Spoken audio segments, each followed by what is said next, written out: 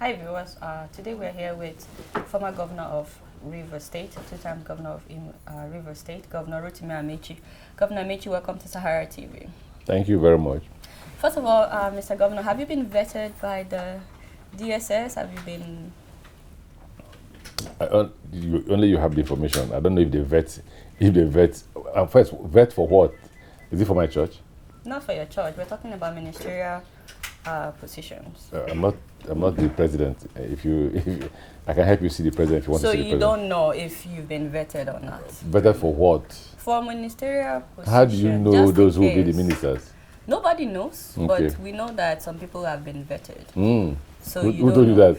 We are reading it in the news. Okay, well, how did they get the information? You can just say I've been vetted. Or No. First and foremost, that's not the process of appointing a minister. You don't go to the SSS. It's not there in the constitution. But do you think that you may be appointed a minister? I don't know. I'm not the president. I see. I don't look like him. But let's say that you were given the opportunity to choose if you will be appointed a minister. Which ministry do you think you would excel in? What's your name? Adeola. Minister of Adeola. Ministry of Adeola. I see. So you were very critical of the past administration, and now we have a new administration. So some people would like to know how you would describe this new administration. You wouldn't say anything yet. So far, so good, but you won't say much. You have to wait. My question to everybody, to every Nigerian, if you know me very well, is that why not we wait? We gave President Jonathan nearly 2 years, and when we discovered he was doing nothing, and that we were heading to the end of the life of the country, we had to do something. You had to make sure that the world knew what it was, and it was whatever I said then. Now Nigerians are saying, "Oh," I said, "Look, the level of corruption in that era was so bad that we couldn't even pay salary." As governor of Rivers State, I used to receive 25 billion, sometimes 20, sometimes 17 or 18. By the time I left government, I was receiving 6 billion. My wage bill had risen from 2.5 to 9.2, so I couldn't pay salaries anymore. But I had to look for money to pay salaries and all that.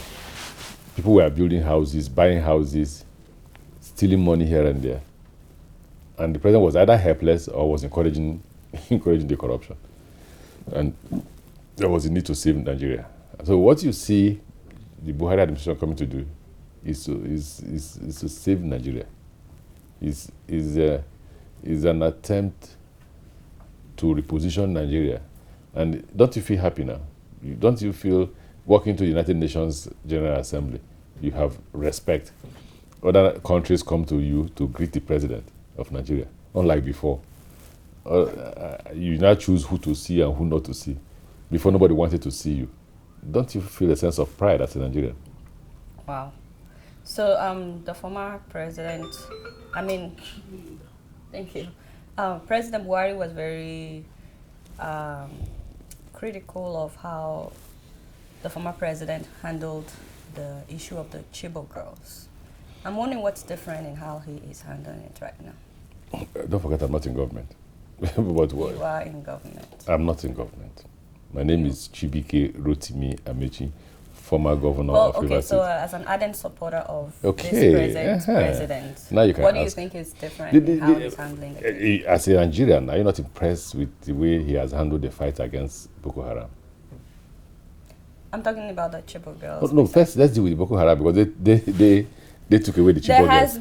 There has been improvement in how the Nigerian government the heat is on Boko them. Haram. The heat is on them.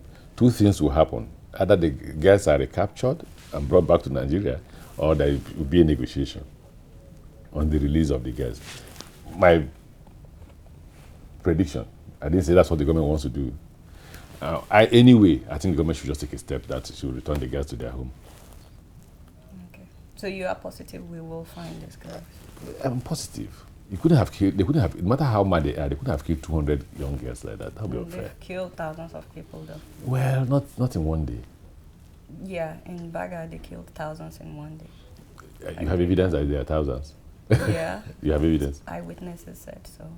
But that's not really the case about whether they can kill thousands or not. I guess the focus is just making sure that this girl... But even at that, whether they kill 1,000 or not, the thousands they kill will not have the same purpose as the 200 Chibok girls. It's like a kidnapper. When the people say, oh, the kidnapper wants to kill a human being, I say, don't kill. That's a bait. That's what they use in getting their money.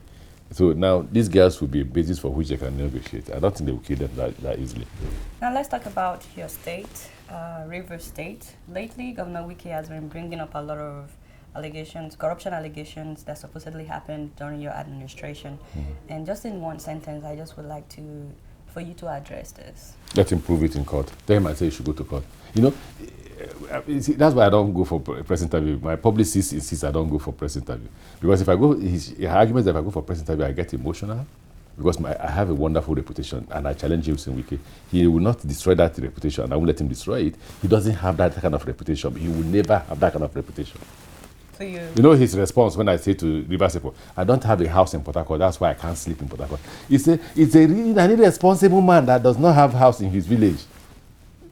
He won't ask, do you have money to build a house? I thought he would have attacked me, you're a thief, you have money, you don't want to build a house. He didn't say that. His response is, he's an irresponsible man that won't build a house in his home state. He won't ask me, how much is my salary as a speaker? And I've said it to the public before, that Nyeson Wike was among those who contributed money to buy me land to build a house. Are you saying you don't have the money to build a house in your state? I wish you know me, I don't pretend. No, but are you anybody who knows is that me, what you're saying? I'm saying that.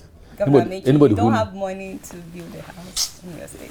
You see, I thank God when I pray, I say, God, maybe adultery and anger or something else can take me to hell. But God, if I go to hell because of lies, then I'm not responsible enough. I see.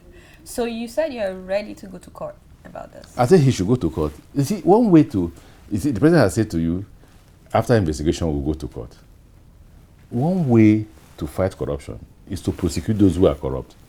Yes, so we can know that the tribunal they put in place or the panel they put in place, the Supreme Court has given a judgment, even in my case. You know, President Muhammadu tried to stop me from running for governorship.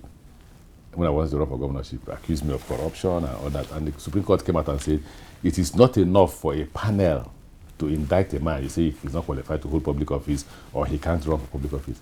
That only one authority can do that, the court. So if Nyeson Wike wants to fight me, let him go to court. We'll meet him in court. He has to prove his case in court. But he has not done that. All he's doing, Amaechi is a thief. Okay, his government, they stole his government. Show me one property. I can show you thousands of Nyeson Wike's property. He knows I know. So he has no evidence against him. Why hasn't he put it out before the public? All of you have been observing that he's been accusing me of corruption. He has never said, see Amaechi's house, see Amaechi's car, see Amaechi's investment. Am I such a saint that I hide all those things? I'm such a good thief that I hide it. My children are very proud of me. And I love when I have conversations with them. He said, Dad, when I hear people talk about you and corruption, I'm so proud of you because I know you're one of the most honest Nigerians I've met. My second son is in Canada. He tells me that regularly. So right now, the governor is probing your administration, and you said you will not appear before the... How would you appear in a panel where the governor, in setting up the panel, says you must indict the man? What are you going to do there? And again, is my you know, I didn't even appear. Forget what the governor has said. You can go and prove your case to the public. My lawyer says they have no legal authority to do what they're doing. Even the judge finally came out and said, oh, you know, we cannot invite him. Neither can he appear even if he's invited, because we are just administrative. They know that the job of a panel is just administrative. The day you go into corruption, it's criminal. And only court can determine crime, not a panel. I have a good lawyer. They know that I have a very sound lawyer. For him to be pursuing election petition matters. I'm not talking about Nyeson Wike's panel. You should know he knows the law.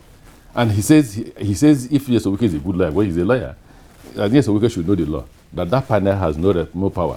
They have no legal authority. So why bother your head? In a scenario where somebody like... But please, I want to keep away from that. Like I told you, I say my publicists say, shut your trap.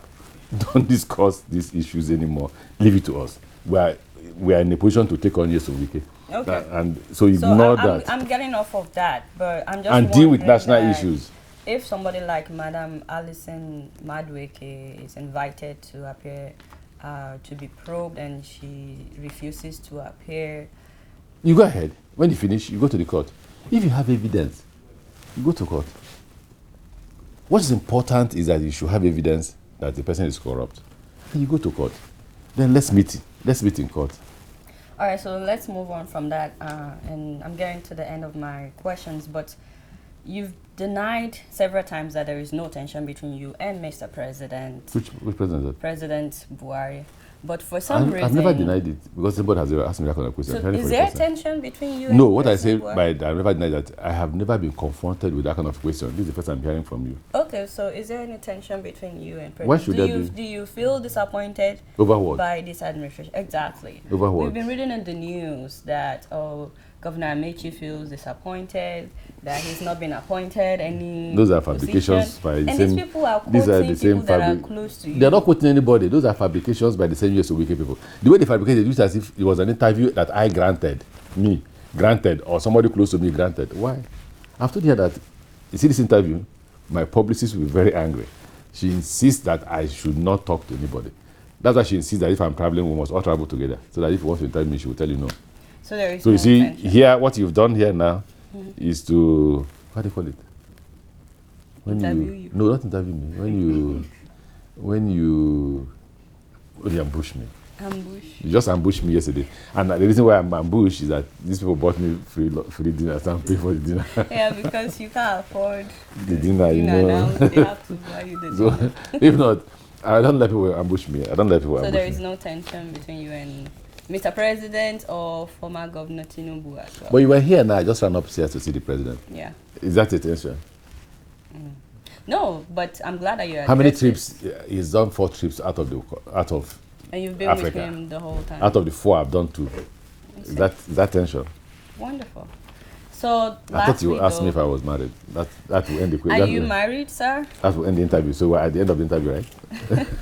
We're at the end of the interview. Married with 3 boys.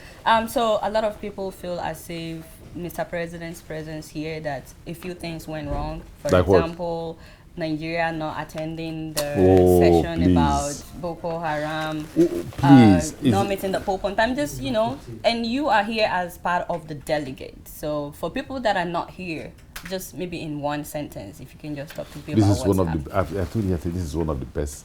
Well, you may say I've never attended the United Nations General Assembly. This is the first time. No, this is my first time. So you can't compare. We haven't not attended before. But like I told you, I have gone to other parts of the world with the president and with the former president. I was in Turkey with the former president. I saw the Pope with the former president. Oh, okay. Pope Benedict. I'm a Catholic, by the way. The way President Buhari is being treated is not the same way that President Goodluck was treated. Huge respect for a man of honor and integrity as against our former president. So you can't compare. You can't. I'm living here very proud to be a Nigerian. I'm too eager to say, when you are at the airport, where are the Nigerians? And I'm ready to raise my hand. And I'm sure you're very proud. I am very proud to be a Nigerian. Now.